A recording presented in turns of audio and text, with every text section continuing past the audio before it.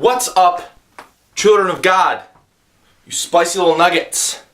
You ready for today's devotional? Today, I'm going to answer the question that I've heard people say a lot. You'll hear sometimes people say, listen, I don't need God to be a good person. So that begs the question, do you need God to be a good person? No. No, you don't. You don't need God to be a good person. There are plenty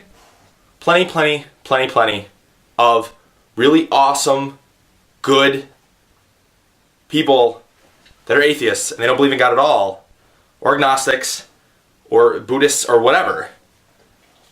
And they're great people. But there is a catch to this.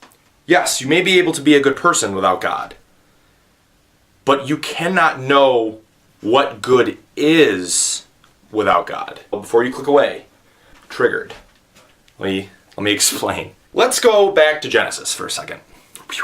To the creation story. Now, when God made the Garden of Eden, he told Adam, listen, you can eat the fruit of any tree in the garden.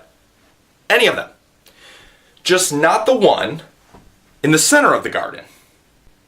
The tree of the knowledge of good and evil. And of course we know how that story ended. They ate it. Adam and Eve ate the fruit and then got booted out of the garden. Why did God do this? You know? Why did he do this? Well, think of it like this. All those trees in the garden represent all the different things that we will partake in our humanity, in our life. And God wants us to partake in those things.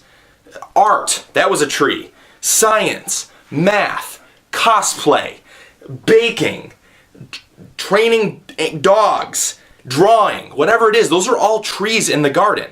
But notice, those trees are surrounding the tree in the middle, which is the knowledge of good and evil. And God said we can eat of any of the other trees, just not the one in the center. Now, why is that? Because the role of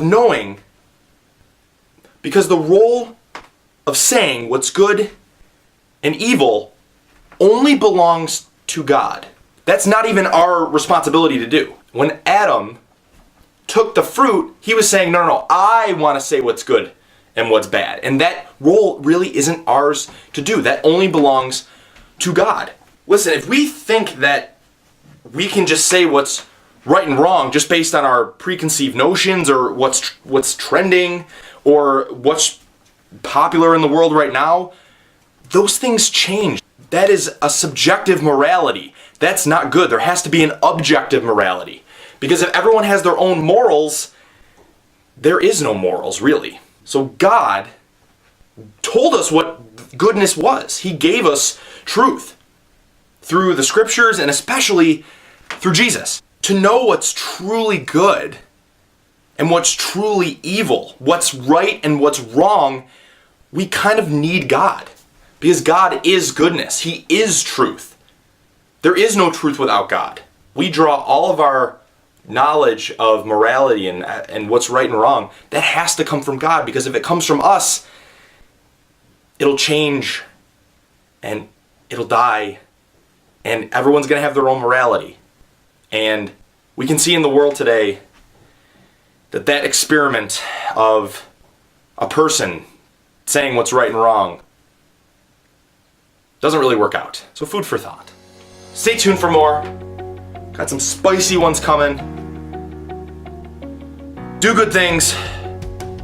God bless. Go Bills.